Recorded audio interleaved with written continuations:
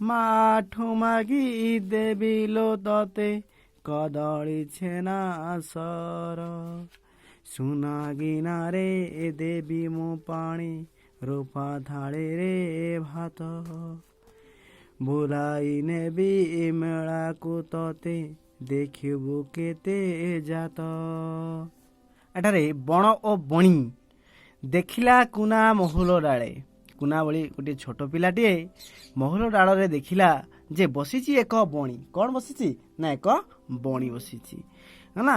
ଝଡ଼ୁଛି ଯେତେ ମହୁଲ ଫୁଲ। ମହୁଲ ଫୁଲ ସମସ୍ତେ ଜାଣିଛ ନା ସେଇଟା ହଁ ନା ନାଇଁ। ମହୁଲ ଫୁଲ ହିସାବ କରେ ଗଣି। ସେ କ'ଣ କରେ ଗୋଟେ ଗୋଟେ ହିସାବ କରୁଥାଏ। କ'ଣ ମହୁଲ ଫୁଲ।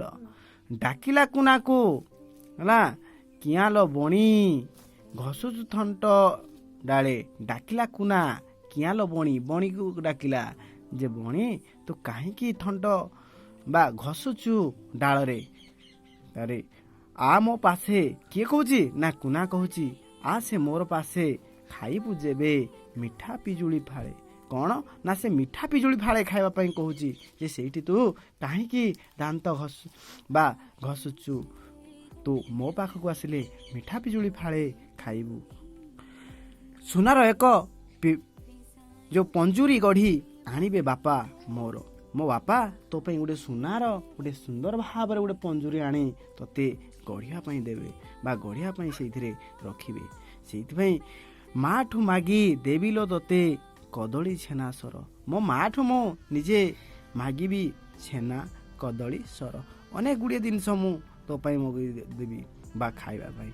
ସୁନା ଗିନାରେ ଦେବି ମୁଁ ପାଣି। ସୁନା ଗିନାରେ ବା ସୁନା ଏଇଠି କୁହାଯାଇଛି ସେ ସୁନାର ପାତ୍ରରେ ତାକୁ ଦେବି ମୁଁ ପାଣି। ରୂପା ଥାଳିରେ ଭାତ। ରୂପା ଥାଳିରେ ଭାତ ଦେବା ପାଇଁ ସେ କାହାକୁ କହୁଛି ନା ବଣିକୁ କହୁଛି। କିଏ କହୁଛି ନା କୁନା କହୁଛି।